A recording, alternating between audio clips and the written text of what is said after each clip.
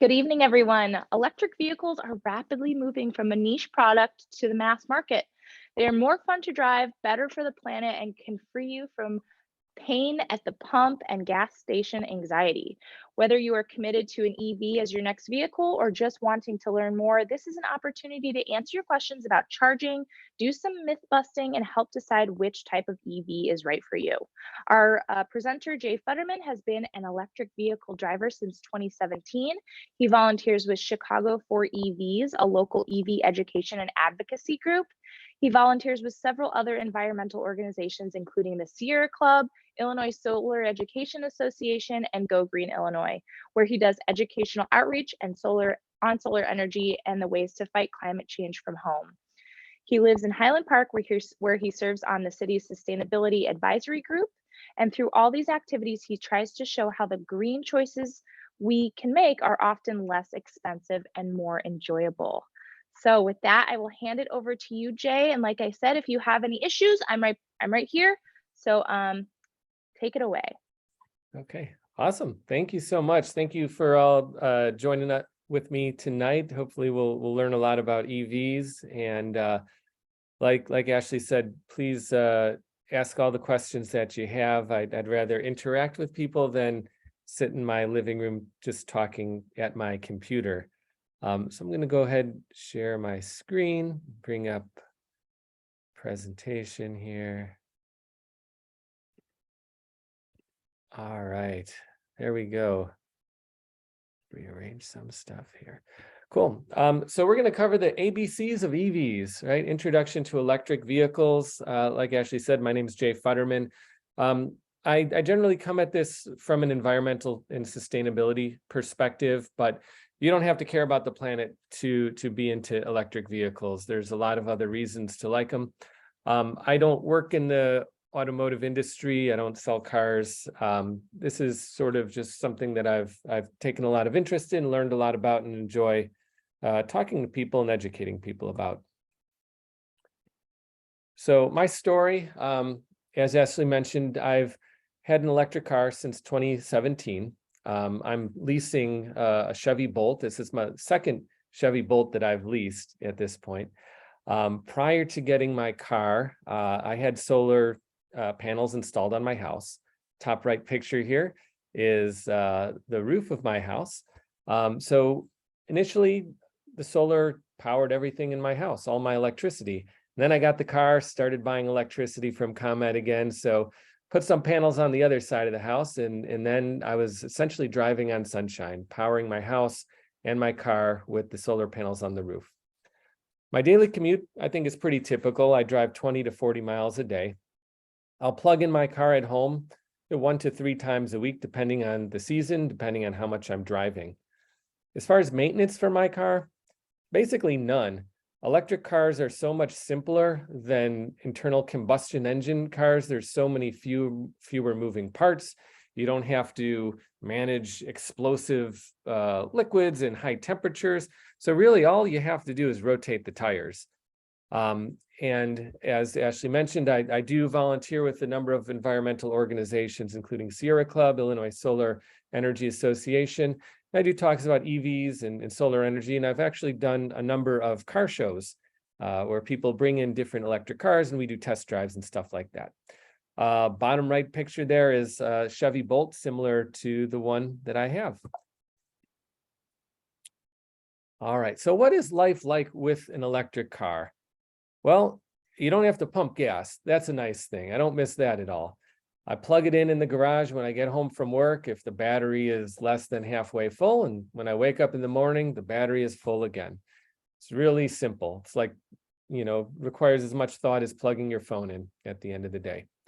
Now with solar panels, I participate in something called time of day pricing through the utility. So during the sunny times of the day, especially in the warmer months of the year, I tend to overproduce energy and I sell that back to the grid. And then at night, I buy energy back from the grid. And the price that I buy and sell varies depending on the time of the day. So when I'm exporting energy during the day, there's a lot of demand. So I'm able to sell it at a high price. And when I'm charging my car overnight, there's much less demand. So the price goes down. Sometimes it even goes negative, and ComEd is paying me to take electricity off the grid to charge my car. So driving an EV, in many ways, it's just like driving a regular car, but in a lot of ways, it's different. There's no shifting. There's really no transmission. That has a very low center of gravity. Most of the weight is really the battery, and the battery sits below the floorboards. So handling is really it's like driving a go-kart. It has instant torque, instant acceleration. You don't have to worry about shifting gears to get into that power band. So these cars blast off the line. Like a lot of them can go 0 to 60 in 4 seconds.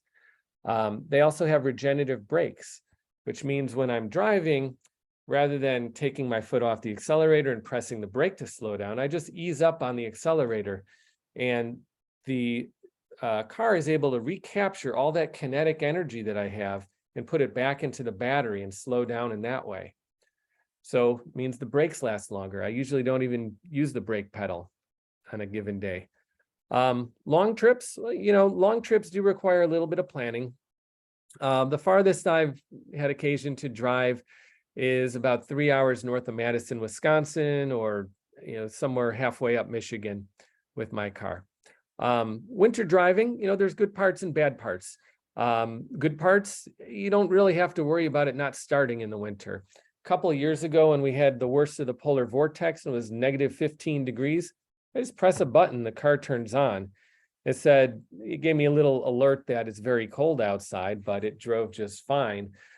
The bad part about winter, the range definitely decreases. Winter range decreases in gas-powered cars as well, but it's a little more pronounced with electric cars, so you have to do a little bit more planning.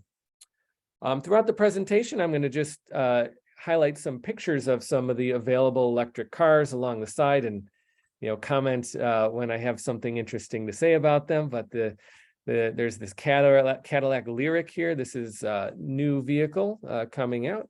The Tesla Y has been out for a while, one of the top selling vehicles in the world at this point. All right, so we'll play a little game. Find the electric car, right? Maybe 10 years ago, everyone would have just said, oh, this one in the top left corner, surely that's the electric car. And back then, people thought of electric cars like fancy golf carts, not very exciting. That's the Mitsubishi My EV. They don't make that anymore, but that's sort of the nerdy traditional EV that maybe people have thought of in the past. Whereas the top right is a Porsche Taycan electric, very fast car, luxury sports car, high performance vehicle. Bottom left here is the Chrysler Pacifica. Now, this is a plug-in hybrid, so it looks just like the regular Pacifica van, but it has a battery. You can plug it in, and it'll go for about 35 miles all electric. And it has a gas engine in there as well for extending your road trip. But for, soccer moms and dads, 35 miles of all electric range may very well cover most of your daily driving. And in the bottom right here, of course, this is not an electric car. It's a dirty Chevy Silverado pickup truck emitting all sorts of pollution, but there is an electric version of this coming out this year. All right, so why choose an EV? Well, for me and for a lot of people, it's out of climate concerns. The transportation sector is the #1 contributor to planet warming gas emissions in the United States at this point. So I didn't want to be a part of that. So for me, I was an early adopter with electric vehicles. For other people, it's more about performance and technology. There are no faster cars out there that you can get your hands on than electric cars. They have got great technology. Anyone who's sat in a Tesla realizes it's this isn't like any other car that you've probably driven before. Another key thing that's bringing people to electric vehicles is resilience. So vehicles like this Ford F-150 Lightning, they can do what's called vehicle to home charging. So say the power goes out, well, you can plug your appliances into your Ford F-150 Lightning, and it could sustain electricity in your house for a couple days until the power comes back on. And another reason people get into EVs is economics or cost of ownership. When you don't have to buy gas, the cost of ownership goes down quite a bit. And if you're comparing comparable performance, many times it's actually cheaper to drive an electric car. And, over the last year, when we're facing gas prices that were over $5 a gallon, that's pretty compelling, especially during a year when Exxon was making $6.3 million per hour. Record profits for Exxon, record gas prices for the consumer. I don't want to support that. I want to drive electric and say goodbye to the gas station. So I've been doing talks like this. Let me interrupt you really quick. Please. I have a question that came through, which I thought was pretty great. Do most EVs have regenerative braking? This person said that they are concerned whether my EV brake light goes on when I'm regenerating or when I use the steering wheel paddle brake. Yeah, most EVs do have regenerative braking. Some you can turn it off or turn it up or turn it down. When the car slows down through regenerative braking, the tail light does go on. Good question. All right. So I've been doing talks like this now for close to 5 years, I guess. And a lot has changed in the past. We've moved from a point of convincing people that EVs are a viable form of transportation. So now we're trying to keep up with the growth. Adoption around the world is really soaring. In Europe and China, about 20% or more of new vehicles are electric. In the United States, we're at 5 to 7%, which year over year has increased quite a bit. Norway is at 80% right now, and they're going to be all electric by 2025. And as electric vehicles have taken off, there's been a whole bunch of new companies that have entered this space. Companies like Fisker, Canoo, which makes this quirky little utility vehicle down here. Rivian, built in Illinois. They make performance off-road vehicles and SUVs and pickup trucks. Lucid Motors, Lordstown Motors. There's a whole slew of Chinese companies that are just churning out electric vehicles. Last year, the Inflation Reduction Act was passed, which has really kickstarted this whole sector. And, we're seeing every year Super Bowl ads now for electric cars. So sometimes more electric vehicle ads during the Super Bowl than there are for beer companies. So some recent news in the EV sector, $28 billion. That's about how much corporate investment commitments in the North American EV supply chain have been committed since the Inflation Reduction Act was passed in August. And that was the data as of December 15th. A couple of months later, I'm sure it's much, much higher. The post office has decided to go 100% electric by 2026. For now, all their 60% of their new vehicles are going to be electric. Not going to lie, kind of an ugly looking vehicle, but has a lot of features that make sense for the Postal Service. And you may have seen Domino's, they have committed to 500 new Chevy Bolts to deliver pizza. So it makes economic sense.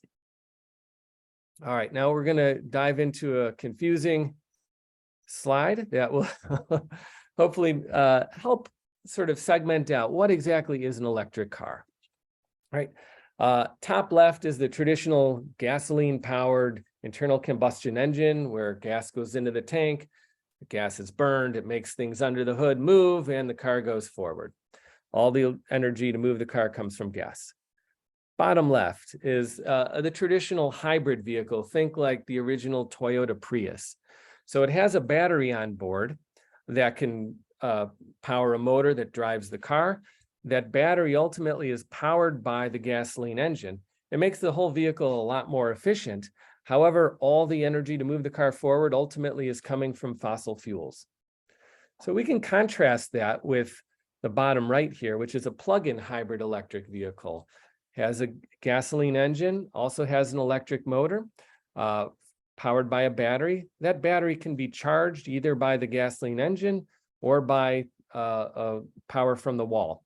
There's a bunch of these that are available. They typically will go for about 30-35 miles before the gasoline engine switches on. So we call those PHEVs, plug-in hybrid electric vehicles. And then in the top right, we have the pure battery electric vehicles, no gasoline at all, no tailpipe. All the energy comes from the wall and goes into the battery. From the battery, it goes into the electric motor. It's basically a motor attached to a battery with some seats attached. That's how that works. So we call those battery electric vehicles, or BEVs. So just to kind of compare and contrast the plug-in hybrids and the full batteries. Plug-in hybrids, they run on electricity or internal combustion, typically about 30 miles all electric. When they're running on the battery, there's no tailpipe emissions, and having that gas engine eliminates what we call range anxiety. And Jeep makes a Wrangler version of this plug-in hybrid Jeep Wrangler. And then there's the battery electric vehicles, 100% battery powered. The battery has a range typically of 120 for a few of the smaller vehicles, now over 350 miles on some of the vehicles. No tailpipe emissions. They're very quiet and smooth to drive. And like I mentioned before, there's very little maintenance. The Kia EV6 is a really interesting car. There's all sorts of videos on YouTube you can find where EV6s are racing Ferraris and Lamborghinis and leaving them in the dust. Like I said, electric cars accelerate crazy fast. All right, so some other fully electric vehicles that are out there now. You may have seen some of these on the road, the Ford Mustang Mach-E. The one in the bottom left here is the Volkswagen ID.4, the Chevy Bolt EUV. Chevy makes a Bolt and then the Bolt EUV, which is a little stretched out, a little more interior room. And then I mentioned before the Rivian, built in Illinois. There's seriously fast, serious off-road vehicles that can drive through 3 feet of standing water, or you could just drive them around town. So some plug-in hybrid options out there. The first one in this category was the Chevy Volt. It was discontinued a year or two ago, but you can find them used. They're a great option. The Chrysler Pacifica, like I mentioned before, in the minivan category. The Toyota Prius now has a plug-in version called the Prius Prime. And there's a couple small SUVs like the Ford Escape and the Toyota RAV4 Prime that are in the plug-in hybrid category as well. And there's so many new models on the way, it's really hard to keep up. Some of the ones that I'm really excited about include the Kia EV9. This is a 7-passenger vehicle. The VW ID Buzz, who doesn't love that? The Fisker Ocean. This is the closest thing to a convertible that's coming out that I've seen. It has a massive sunroof that retracts, the windows all go down, and the rear window goes down as well. On the bottom center is the Hyundai Ioniq 6. This is going to have a battery that can get close to 360 miles on a charge. Then Chevy has some midsize and small SUVs coming out. That's a very popular segment. The Blazer and the Equinox, those are coming out later this year. Very attractive price points, starting under $40,000. So how do you get there from here? Say you're a gas driver now and you want to get to plug-in, right? Well, there's some perceived hurdles out there. Cost, just range anxiety or charging, availability, or many people don't think that there's a car for them because they don't realize just how many different cars and SUVs there are available. Mercedes makes this one called the EQB that's available as a 7-passenger. The Lucid Air is just a stunning car to look at. It's one of the most aerodynamic vehicles in production. Let's talk about cost. True, most EVs are expensive, but so are cars nowadays. The average cost of a new vehicle is over $35,000. That's for internal combustion. And you have to look at the total cost of ownership as well. ComEd has some really great resources for electric vehicles, and they have a tool that lets you kind of compare what you're paying now in gas and look at different cars and how much they would cost to drive as far. But basically, you're going to pay about 1/3 to 1/5 the price per mile when you're driving electric. If you have solar, it's about half of that. For me, I got my Chevy Bolt. You can get them for under $30,000. and they currently have a $7,500 tax credit, right? So you can get that for close to 20 grand. I save $1,000 a year in gas compared to my last car. So the economics do work out. And I'll be honest, climate change has a cost as well. So hopefully most of you have heard of the Inflation Reduction Act. This was passed last. Sorry, this also seems like a good place to pause because I've gotten two questions about sort of the fears and the anxieties. So maybe you can talk about them or skip it and let me know if you're going to cover it later. So somebody asked, are there considerations to take into account because of the high amount of environmental impact on making the vehicle and its batteries? Yeah. Um, Okay, I'll get to that. Sure. okay, and then can the batteries go bad? So yeah. Okay. Yeah, environmental impact of batteries. Yeah, that's definitely a consideration, right? Lithium mining can potentially take a lot of water. Cobalt, which is in a lot of batteries, comes from the Republic of Congo, which has some seriously questionable human rights issues. Nickel, a lot of nickel comes from Russia or from Indonesia, and there's concerns about Indonesian forests and that sort of thing. The good news is a lot of this stuff is being onshored to North America. There's a lot more consciousness about the environmental impacts of where we source battery material, say, compared to fossil fuels. And batteries are recyclable. So there are, gosh, a half dozen companies now that are recycling car batteries. So the lithium in your battery, it will eventually be recycled into another battery. So it's all about kind of eventually creating a closed loop with the battery minerals. A lot of the chemistry of batteries is also moving away from nickel and cobalt and moving towards lithium iron phosphate. Iron and phosphate are a lot easier to obtain. But yeah, these are definite concerns for sure.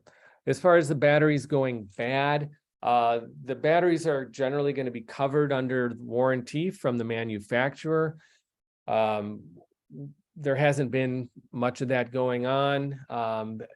Tesla batteries are estimated they can probably go for about 300,000 miles or so. Batteries really haven't really started reaching the end of their life, with the exception of some of the very early electric cars, like the original Nissan Leaf batteries. Those batteries have all severely degraded. But again, there's an end of life for the batteries where they can be recycled.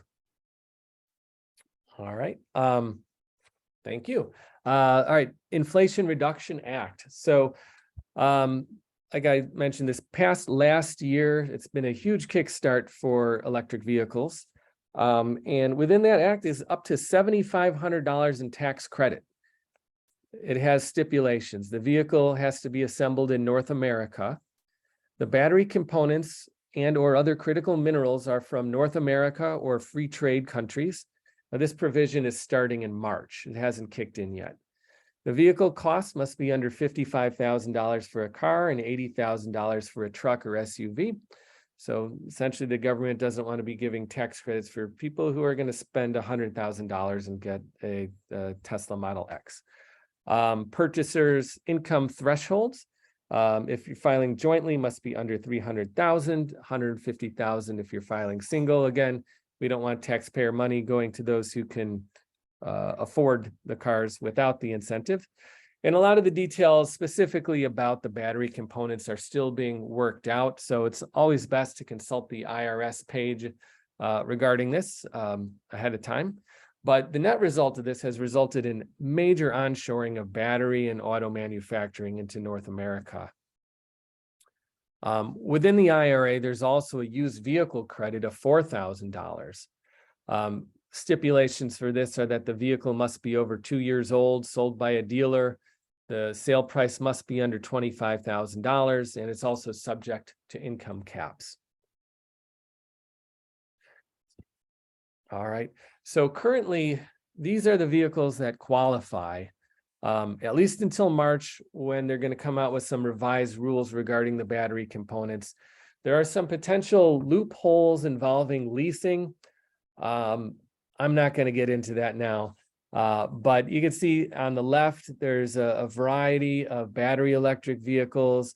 And on the right, there's a bunch of plug-in hybrid electric vehicles that all qualify for this, this incentive. These two on the right are both plug-in hybrid electric vehicles. We've had a bunch of questions come in, so let me read them off. Okay, so do most people spend thousands to replace a worn out battery after the warranty expires, or do they just get a new car? Do we not know yet? Yeah, the battery is going to last probably longer than the car. And the battery will not like degenerate to zero. It may lose some of its capacity over time, but we have not seen batteries fail. You know, they keep going and going and going, at least the newer cars. And then someone said that they had their 2017 Bolt EV battery was replaced in early 2022 after 5 years. So now they have an additional 8 years or 100,000-mile warranty on the new batteries. Yeah. They didn't say, I don't know if that, well, 5 years. So they got the replacement under the warranty, and Yeah, now I'll it explain starts why over. that was replaced. So with the Chevy Bolt, you know, a couple 100,000 of them have been sold, and there was, I think, 7 cases where there was actually fires with the bolts, and they found that there were 2 separate manufacturing defects in the batteries that were made by LG. And in cars that had both of these defects, there were some fires. So Chevy is replacing all the bolts from those years as a precaution, replacing all the batteries in those bolts as a precaution. So that's actually what I'm going to do. My lease is up in May of this year, and I'm going to get a brand new battery in there, and it's going to be basically like a brand new car for me, and I'm just going to buy it off lease. So you'll buy your lease. Okay. I'm going to buy my lease out. I love my car. Okay. You love it. And with a brand new battery in there, it's going to last forever. Somebody is asking, if we continue the rapid movement towards EV, what is going to be done with all the old cars? Yeah. Well, you know, the old cars as they are right now, eventually they wear out, and rather than replacing them with new internal combustion cars, they'll be replaced with electric cars. So hopefully, you know, the old vehicles will get deconstructed, and the metal will be recycled. But you know, ultimately, we do create a lot of garbage in our society, and yeah, maybe NPR will buy them off you. Yeah. And somebody said cash for clunkers. Yeah. There you go. Okay, Winnetka is not part of the ComEd, and it gets its electricity from IMEA, which is 89% coal powered. Is it still a good idea to go electric if you live in Winnetka? Yeah, that's a tough one. You know, I would say in Winnetka, if you could all get solar power, that would be the way to do it on your house. But you got to look at the energy mix, right? So the Union of Concerned Scientists has a really nice online tool where they look at the energy mix from the major different grids across the United States, and kind of say, if you're charging from this grid, what is the equivalent mileage that you're getting compared to a gas car? If you're in the IMEA co-ops, you are kind of locked into coal for some time. So if you can't get rooftop solar, another option would be to do the majority of your charging at charging stations outside of Winnetka, perhaps. Like at the Vernon Area Library, maybe. We just had a charger installed. Come visit us, charge at the library. There you go. And then this is a question about the chargers. You haven't really touched on that yet, and just like Yeah, we're getting to that. Okay, I'll let that be then. I'll That's coming up. So I think the other piece of the cost puzzle, Illinois passed the Climate and Equitable Jobs Act a year and a half ago, And as part of that, they do have an incentive of $4,000 for new and used vehicles, but this is subject to ongoing fund availability. Funding for that was present in, I believe, January, but as of February, there is no more money in that particular pot. So they're waiting for that pot to fill up again before they extend this tax credit. They're prioritizing low-income residents with this. So Kia Niro on the right here, that's available as a gas, electric, or plug-in hybrid. Audi e-tron, several different trim levels and such for that, fully electric. So let's talk about range and charging, right? So the vast majority of electric car drivers just charge at home. It's simple. It's like charging your phone.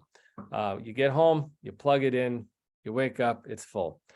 I would, in general, suggest checking with an electrician before purchasing the car. The cars do drink a lot of electricity, and you want to be able to fill the battery in a reasonable time. Now, one option is just use the regular household outlet. Okay, that's what we call level 1. That's going to charge really slowly, 4 miles per hour while it's plugged in. If you don't drive a lot, that may be okay. Or if you get a plug-in hybrid where the battery only holds about 30, 35 miles, that's perfect. Just charge it overnight and you're good to go. But I think the most people who have an electric vehicle will have what we call level 2 charging. So this does require a 240 volt AC line to be run. This is what you find at the library. This is what most people have at home. It requires a little box that you put on the wall. Sometimes this is included with the vehicle. I know my dad just bought a Chevy Bolt, and the Chevy dealer, they included the installation of the charger and the charger for free with the car. So a lot of the different car dealerships may have some promotions with this, but you have to buy a box to put on the wall in most cases. It generally requires running a separate line, which does potentially add some cost. Every house is different. If you don't have a 200 amp service, that may be pretty difficult, and upgrading the electric panel can be costly. So best to check with an electrician just to see what you have. If you have an electric dryer, that type of outlet in the garage, that's what we're looking for. If you have your dryer in the garage, there are devices that can attach to that wall outlet and switch between the dryer and the charger if you have a setup like that. But with a level 2 charging, generally you're going to add 20 to 40 miles per hour to the battery. So like I said, I come home from work, I plug it in overnight, battery's full up in the morning. ComEd, again, they've got a really great site about electric cars, and they have a whole rundown of some of the different EVSEs, that stands for electric vehicle service equipment, those charge boxes that are on the wall, like you see here in the bottom right. Now, that's what most people do at home, and there's incentives for this. The Inflation Reduction Act provides a tax credit for service panel upgrades. So if you only have 100 amp service, you can get a tax credit to upgrade to 200 amp service. There's also income qualified credit incentives for running that 240 volt line, which can make that much less costly. And there's also a tax credit for the charger itself, but that's for people who are in rural or low income communities. So you can check with the IRS to see if you would qualify for that credit. Rewiring America has got a fantastic website all about the different tax provisions and incentives in the Inflation Reduction Act. So, solar energy, home electrification are topics near and dear to me. And it's a great website to check out to learn all about all the ways that you can save money. Car here on the right, VinFast. This is a new car company actually based out of Vietnam. So their cars are going to be available in the United States shortly. Okay, so let's say you're out on the road, you're road tripping. Well, there's what we call level 3 or DC fast charging stations available. These are very, very powerful. Some of them are 150 kilowatts, some of them are 350 kilowatts.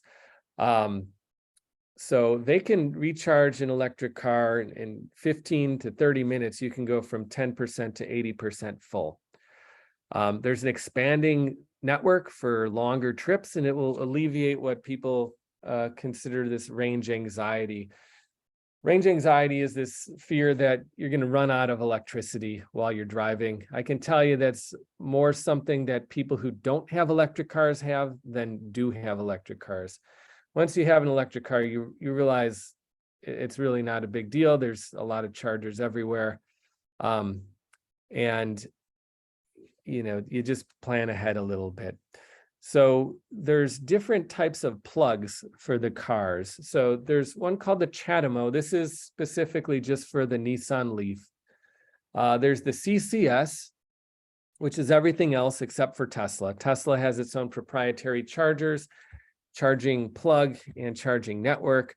Although I keep hearing that they're going to be adding CCS plugs onto their charging stations, which will really make things easier for everybody. And these types of charging stations are available only for those who have the full battery electric. If you have a plug-in hybrid, these are too powerful for you. So I just want to point out the Aptera here. This is a really interesting car. It has solar panels on the roof. It's a three-wheeled, two-person vehicle. Hasn't come out yet. Really interesting design.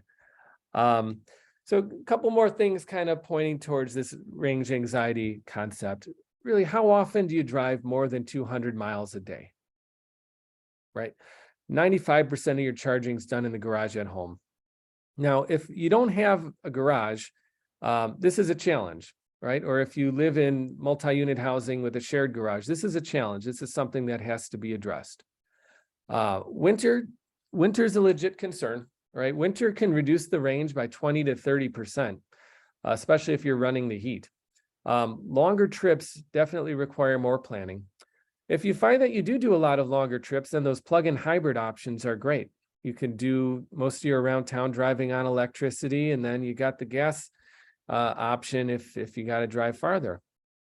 And there is a nationwide charging network that is rapidly expanding. There's been a ton of money allotted for this from the Bipartisan Infrastructure Act.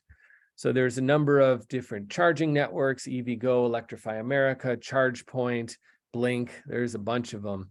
So a great site to just check is plugshare.com. And they show you where all the different charging stations are. And the green ones are the level 2.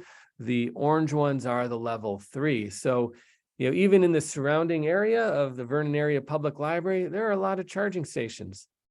And what if you drive to your brother's house in Michigan every now and then? Well, there are charging stations galore along the way, right? So do not worry. It just requires a little bit of planning ahead. There's electric motorcycles out. Harley Davidson dealerships typically now have charging stations at them.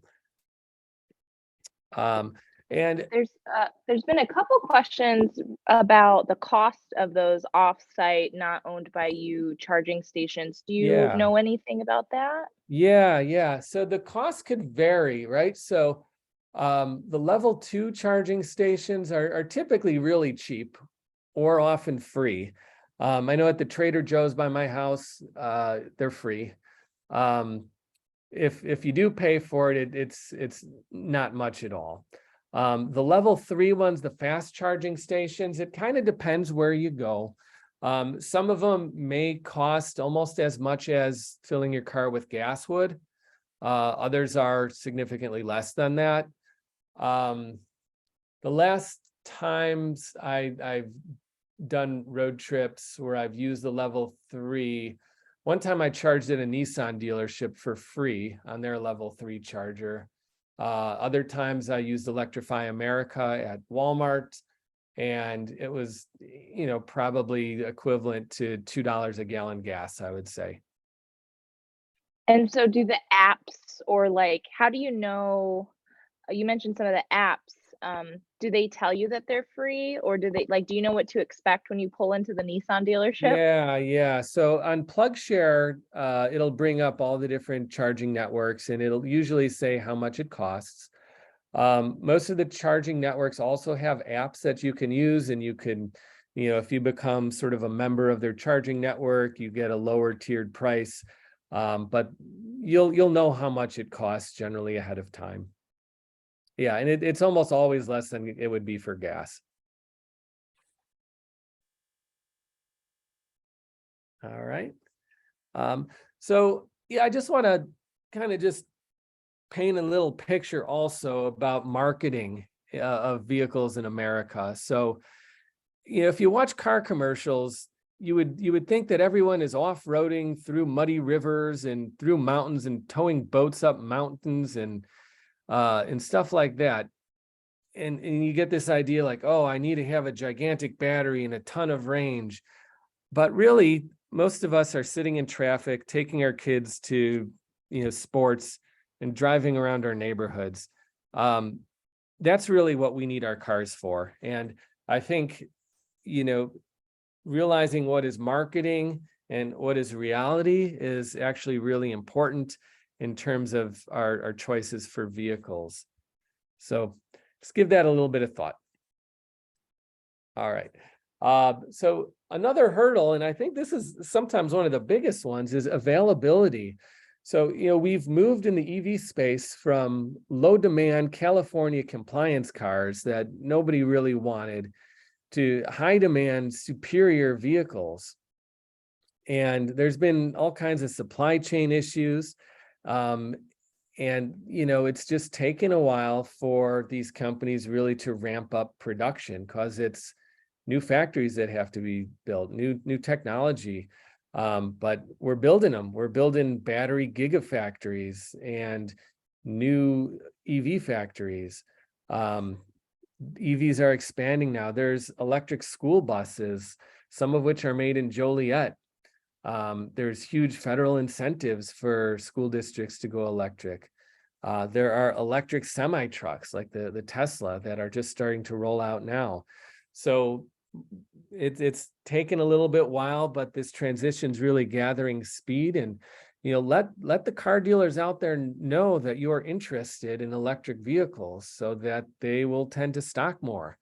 And then we'll have more options here rather than just having them all distributed on the coast like it's been historically. All right. So just a few more vehicles to show off here. Amazon has contracted with Rivian to build their new delivery vans, all electric Rivian Amazon deliveries. Canoo is working with Walmart on their delivery vehicles, and GM's BrightDrop division has partnered with FedEx.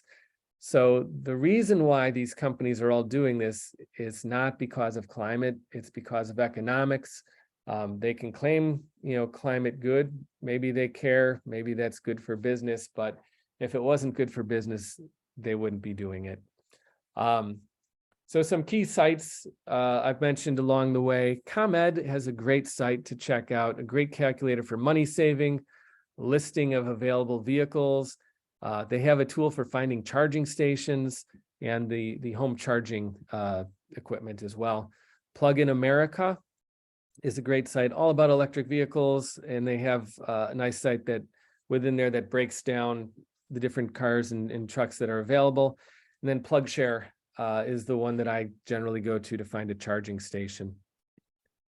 So these are exciting times, folks. We're in the midst of a major transition here. We're on the S curve for rapid acceleration of EV adoption.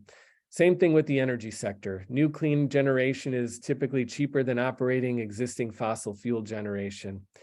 And it's incredibly urgent that this transition accelerates. We have the tools available, and it's resulting in an explosion of innovation and economic growth. But it takes commitment from individuals like us and governments around the world to get this done. So it's time, it's exciting times. I'm optimistic. And I encourage you to please make your next car electric.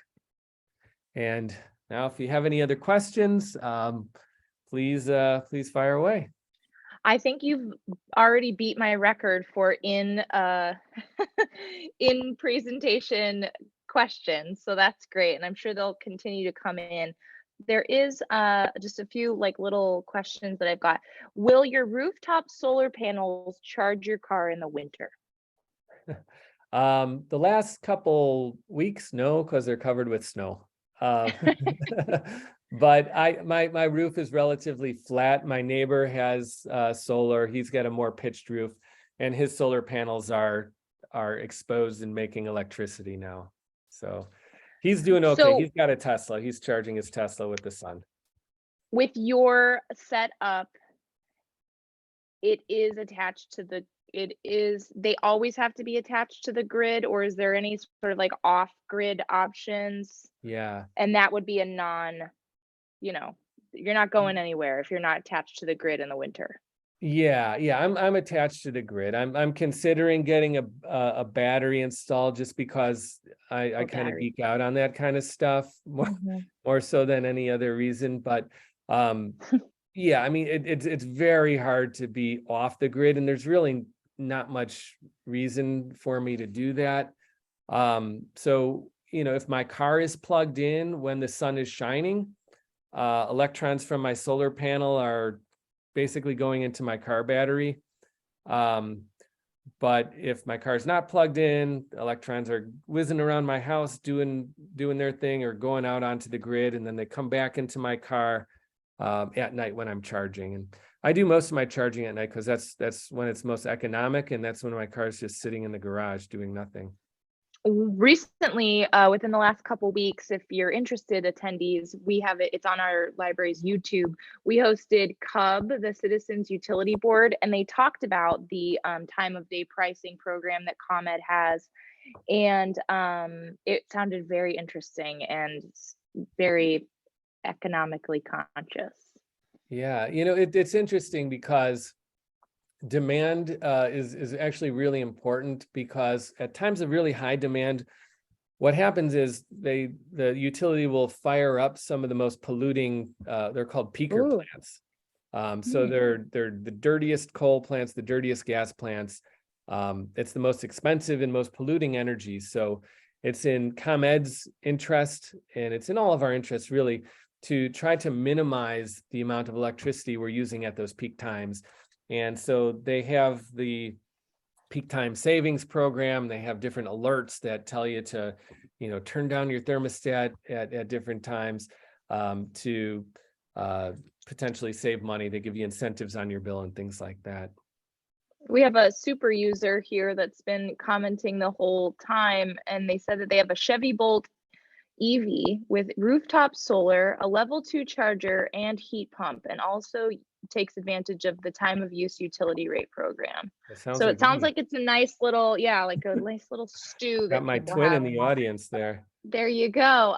This same commenter also said that they live in Wisconsin, and so they're suffering for charging stations in the rural areas because they Yeah. haven't uh, developed that there. But I was thinking while you were talking about that, as far as sort of the development and the kind of where the economy is going around this locally.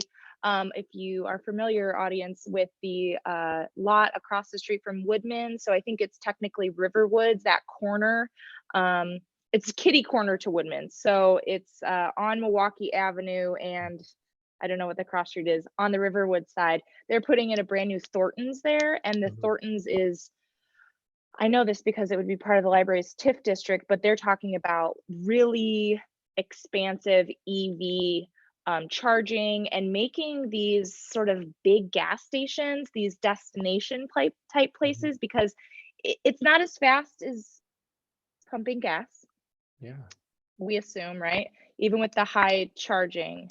Mhm. So they're like, come in, have lunch, sit Yeah. down, plug in, hang out. Yeah. You're going to be there for 15, 20 minutes. And some of the companies that run like truck stops along the interstate Yep. are really investing in this as well. They've That's partnered with true. charging networks, and They need like claw machines and stuff. yeah, that's right. And then somebody asked, do you have to change the air filter on an EV? Which I thought was a very Yeah, good there's a question. cabin air filter. I did change that at 25,000 miles. So And you did it yourself? no, I had them do You that had when them they do it. rotated the tires. The tires Rotated. every 12,500, I think, is what they recommend. The cabin air filter was the one thing at 25,000. I replaced the windshield wiper fluid. Oh, That's very about good. it.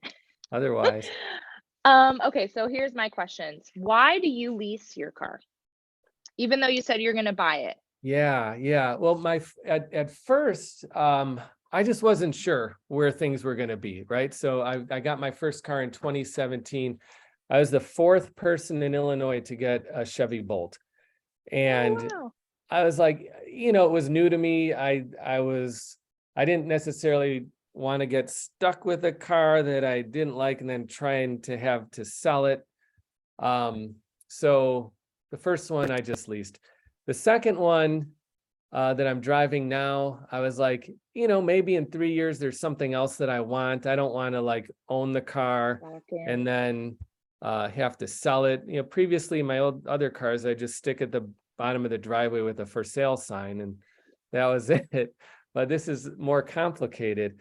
But at the next car that I want to get actually is that Fisker, which I showed. I've It's typed kind of in the like the chat, I said the convertible. Fisker. I've heard great things about the Fisker. Yeah. They're the specific trim level I'm looking for isn't out yet. And there's going to be this gap between the end of my lease and when the Fisker's available. So I said, you know what? I for essentially what will be a new car for me with a brand new battery for a very low price, since I'm buying it off lease, it just makes a lot of sense to keep the car that I have now. And then my wife drives a gas powered minivan. So I think we're probably holding off and going to get that VW minibus, the electric one, That's so cool. It looks or so cool. the I've read Kia about it. EV9. So she'll get the new car first, and then I'll get my Fisker after that. Um, so I was thinking about the gaps, right? Do you know about towing? As I know you said people aren't driving uphill with boats, but Yeah, people people have RVs. People yeah, like to travel with their for RVs, sure. and Yeah, that is a real stinker right there. I can't yeah. crack that nut. Yeah, we have a pop-up camper, and Yeah. that's one of our criteria, actually. We would have probably bought the Chrysler Pacifica plug-in hybrid van if it was able to tow, but they don't encourage towing. Now, Mm-mm. there's a couple who use a Chevy Bolt and pull a pop-up camper behind it. So my Oh, little hatchback car is able to tow a pop-up camper. But most EVs are able to tow. The Fisker is able to tow 2,000 pounds. Teslas can tow. All these Chevy electric SUVs are going to be able to tow. There was a video of like the Ford F-150 electric pulling 1,000,000 pounds or something like well, something if insane like anything this. can do it, it's going to They be pulled that an one for airplane or sure. something like that. So they have tons of torque. They could tow. It does diminish the range, certainly, like it would with a gas powered car. So you just have to be, cognizant of that when you're road tripping, but they can definitely tow. And I wanted to mention or see what your thoughts were about going to I think the auto show is this weekend in Chicago. I don't know if a bunch of these cars will be on display there, but like that Ionic Q, the Ionic 5, Yeah, the Hyundai one is like that's the one that I've been kind of looking at. I think it's yeah, very attractive. yeah. Yeah, definitely. It's a great place to check all the new cars. I volunteered at the auto show a few years back. And we were doing test drives of a few different electric cars that people can get into. It's a lot of fun. Check it out for sure. Last year we went and that's when they were kind of unveiling the new F-150 Lightning or whatever, and Mhm. there was a line around the outside to get in it and to drive it, and so we were like, "Let's just look this year." But, Yeah. um, okay, well, if anybody doesn't have any other questions, um let's see. With regenerative brakes, the dealership was shocked to learn I didn't have any brake work done after 5 years of driving. They looked new. That's interesting too, just like a plus one for the sort of validity of the Yeah, yeah, like rest of everything. it just makes sense, right? Like if you have all this energy that you put into moving thousands of pounds at like, 40 miles an hour down the road, why just lose all that energy as heat and friction with brakes? Why not recapture that and use it to drive again?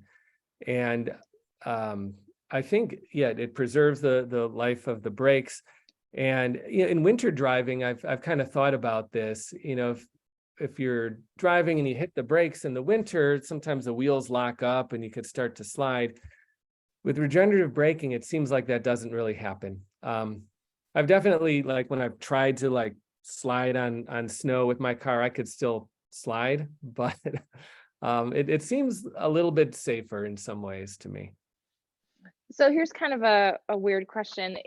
Do you think the same, I guess maybe they're not fair assumptions about particular brands i- can be carried over from the gas version to the EV version? Like in my experience as a semi interested person in cars, I've always been like, I will never buy a VW. Mhm. But like that VW EV looks really good. And because of their shame that they had to do, VW put a lot of research into EVs. And I'm just like, Mm. is the VW EV as bad as buying a Jetta? Like, is it going to be am I going to get 250,000 miles out of it, or is it going to crap out on me before that happens? Yeah, I mean, they're all new, right? Yeah. I think in years past, not even so long ago, the only cars that really were available were Teslas, Nissan Leafs, and Chevy Bolts. Made Yep. for a pretty short and succinct presentation with much less pictures, but now there's so many. Some of the brands that we traditionally consider to be really reliable, like Toyotas, Like like Toyota, that's like all I drive. And they yeah, kind of are like the stinking at Japanese the brands. EV. Yeah. Interestingly, they have not embraced EVs very Mm-mm. much. They put a lot of research and money into fuel cell, Yep. hydrogen powered, and it really hasn't been panning out. So they're a little late to the party. So It's like we'll the see. HD DVD of the electric, like Blu-ray won out. HD DVD Yeah, did not win. So, yeah, we have a comment. We've had a Tesla since 2019 and we've driven it from Chicago to Seattle, San Diego, Maine, and lots of other places. yeah, Teslas tell you where the superchargers are on your route and recommend when and where to stop, yeah. which is And they've very got a nice. huge charging network too. They're head and shoulders above the other charging networks. So road tripping in a Tesla is very doable. And they also, she says, come with the charger that you can. So if you can't use the superchargers, you can use the 110s or the 220s standard Right. outlets as well. So you get your choice of the litter. Yeah. Um, that same person wants to know, which EVA or EAA do you belong to? Are you a member of Fox Valley? Question mark. I don't know what that means. Yeah, no, I know Fox Valley. These are EV clubs. Chicago for Clubs. EVs is the group that I guess I would say I belong to. Um, so Cool. And then the final comment, and we can say goodnight to you and thank you for your time, is that this webinar was a huge help to me in writing an article about EVs. And also personally, our next car will definitely be an EV. So thank you. all right, well, So if that's anything, you why I got do one it. person to buy. There you Yeah. go. Me too. If I could just figure out how to make my garage not be so far from my home, that would be helpful. So Yeah.